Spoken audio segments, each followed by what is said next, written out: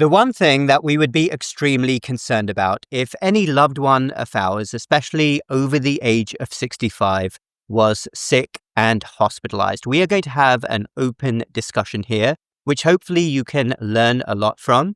And if and when, hopefully not anytime soon, that day comes when you or a loved one is hospitalized, please keep in mind what we talk about. And for anyone who enjoys our discussions, please check in the links down below for our separate unique channel, where we do post a lot of separate exclusive content, all relevant to your health and well-being. All right, Dr. Peter, you want to go first. If a loved one of yours over 65 was sick and needed to be in the hospital, what would you be very concerned about? That's a great question, Sina. I think as any patient would ask me as a doctor is like, what would you do if it's your parents? And so I think if it was, I would say my parents as an example is who would be their advocate? And I think that worries me the most in the hospital is as someone who is not in the healthcare system and who has so many doctors going in and out and who is actually going to be questioning if they're doing the right thing, if they're being given the right medications. I mean, we just assume when you're in the hospital that all the medications, everything are right. And I've seen so many disasters and really just awful things happen in hospitals when people just assume.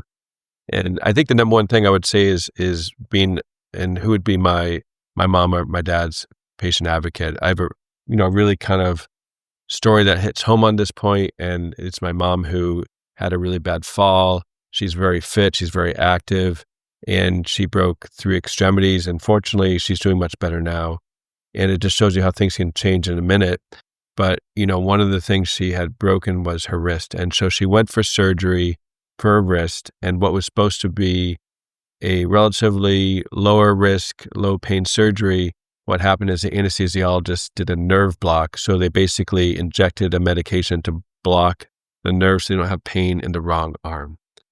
And you don't think that this stuff happens these days. And especially, when you feel like you trust the person taking care of them, but she had a complete block in one arm and you can't do a nerve block in the other arm. So she had to have a local area numbed. And because of that, the pain after the surgery was excruciating for her. Mm-hmm. And just the anger that really made me is that was just such a medical mistake. And that my mother was saying, oh, it's okay, mistakes happen. And I think that was kind of the feeling that she told the nurse who was the one that informed her of it, not actually the doctors. And not even the anesthesiologist told my mom that it was a wrong arm. It was actually the nurse. So, good for her. She was actually the only advocate for my mom. But just a bigger picture, you can see, I don't expect different care from my parents because I'm a doctor, but I do expect like quality of care. And this was a total disaster because no one stood up for her and someone who didn't follow the proper checklist of why we make medicine safe. And this happened. And that is a very scary story, actually. So you feel that if there was an advocate there by her side, it would have made all the difference.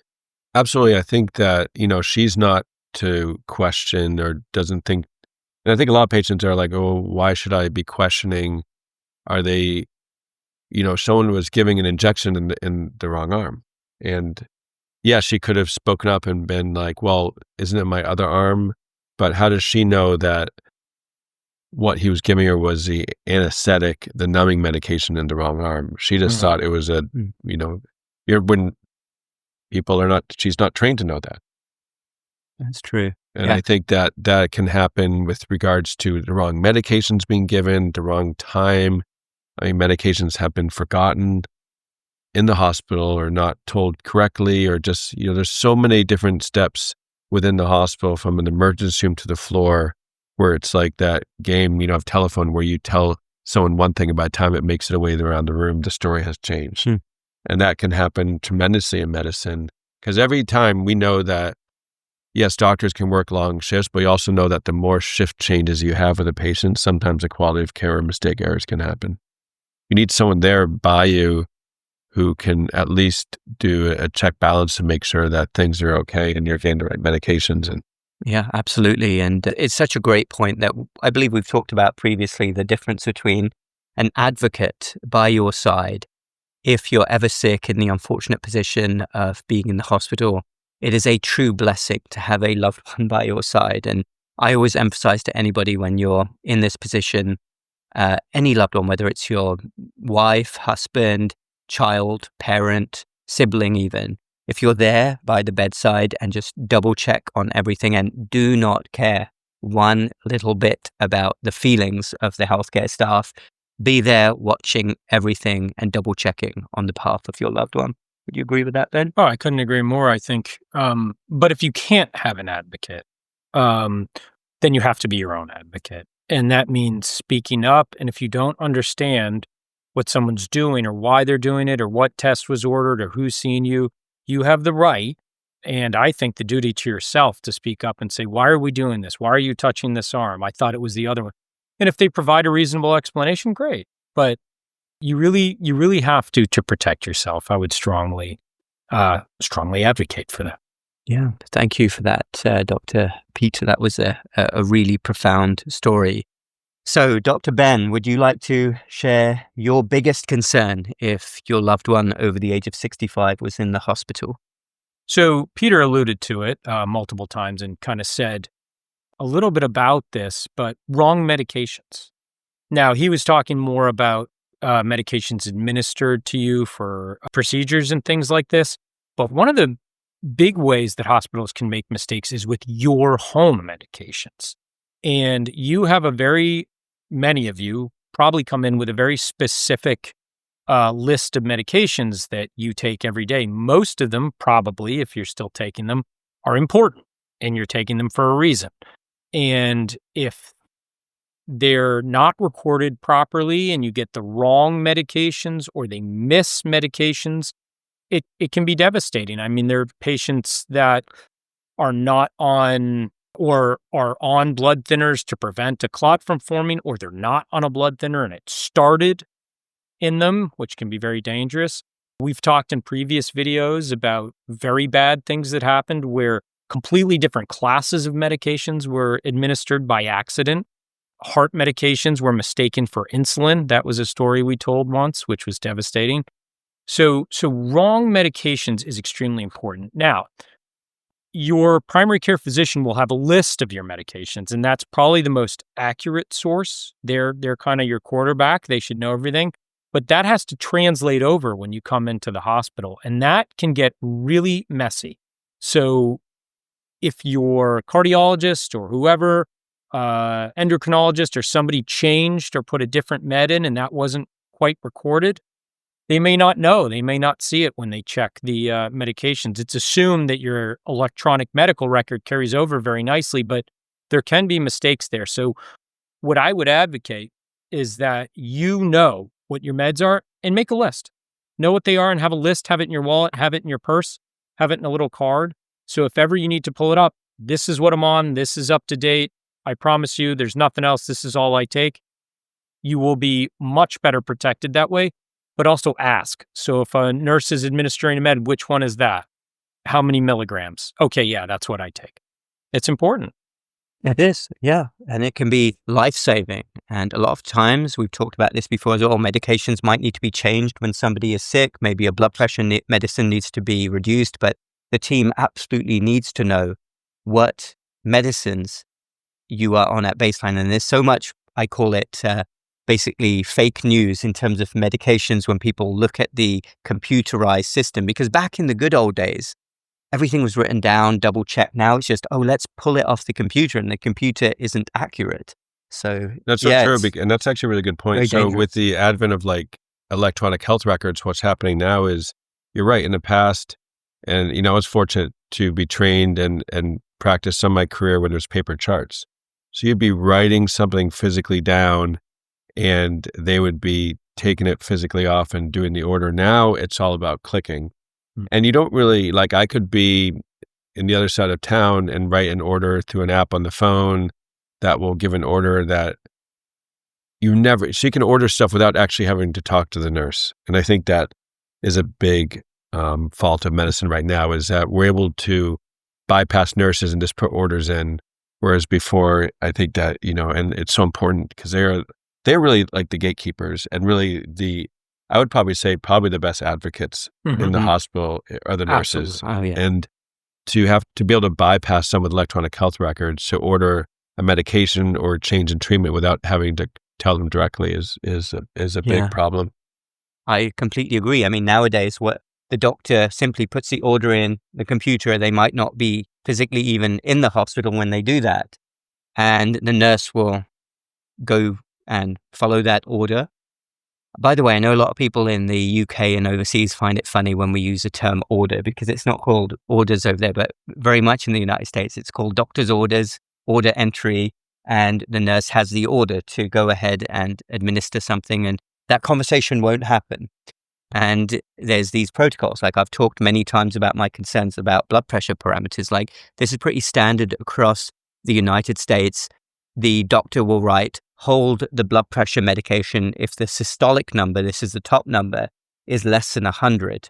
So guess what that means? The nurse goes around, and if the top number is 103, which is still low, they will give 3 blood pressure pills. And before you know it, the blood pressure is in the 80s, and it's well known, a saying by nurses, seasoned nurses will tell you the time for a rapid response is 30 minutes after the med pass. And it's a total lack of thought. What are your thoughts on that, gentlemen? That's a really good point because, I mean, it's a very standard thing that doctors do. Yeah.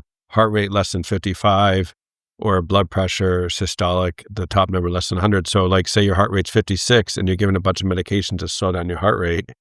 Now it's just an example of how medicine can be algorithmic when we're not actually truly thinking about what could happen. It's just, this is the way that everyone else does it. So this is the way that I'm going to do it. Okay, everyone, I'm going to interrupt that tremendous discussion for a moment to tell you about our expanding health and well-being store. I'm very proud of our natural, uniquely formulated products. Check in the links down below. We've got our natural anti-inflammation immune support, bone support, memory support, heart support, and sleep support. Also, our newly released organic chai mix based on the tea that I regularly drink. We are made in the USA and very proud to be working with a veteran-owned company. Ohighwellness.com if you're in the USA, North America. Ohighwellness.co if you're in the UK, Europe.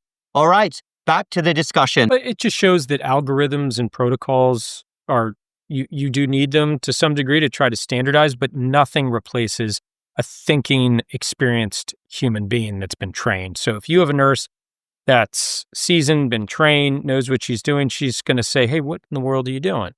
We're not giving these medications. This is going to make them crash. I've seen it 100 times. You have a new nurse or a new doctor who's not paying attention. That's where these things happen. But the problem is, I think the system does its best to standardize the care, but in the end, it's humans, and to err is human. That's right. And you have a standardized system where the human body is non-standardized. Everybody is different. And we've lost so much in our rush towards automation, everything being computerized. I mean, back in the day, many of you remember those days, the good doctor who knew you out in the community would visit you in hospital and say to the nurse, hey, look, what is this medicine? This should be different. So-and-so. And they knew the patient. Those days are long gone. It's so very sad what has happened. And I believe that it is to the detriment of good medicine, and you will know that as well. Let me tell you my number one thing then that I would be very concerned about if a loved one of mine was in the hospital who is over the age of 65 especially. And it is what I call sinking in bed syndrome. I should patent that term. I have mentioned this in prior videos, but I would be very concerned, and I've seen this happen so many times, and it will literally take someone who's in their 70s or 80s from being independent to in a nursing home within a few weeks. So I'll paint a scenario for you. An older person, by older, we're talking about over the age of 65. We know many of you watching are in amazing shape, and we want you to stay that way, but we're saying, for argument's sake, someone over the age of 65 has a pneumonia, picks up a lung infection, and they come into hospital and they're wiped out. They got what we call sepsis. So most patients who come into hospital with infection will technically have sepsis, and that just means you fulfill criteria for a severe infection. It doesn't mean that the infection is spread to the blood. just means you have a severe infection. You end up in the hospital. Maybe you need oxygen for a day. And hospitals everywhere are astoundingly bad at getting people out of bed. This is why I call it sinking in bed. So somebody who's, let's say 73 years old, who is fully independent, will be there on hospital day 2, hospital day 3, and they barely moved, and their infection is getting better. By hospital day 5, they've still barely moved. So guess what's happened? They become really deconditioned, and actually somebody who's 22 would get deconditioned if they lie in bed for 5 days. But can you imagine that affect age 73? And the scenario goes like this. They'll be recovered from their infection. They wouldn't have got moving.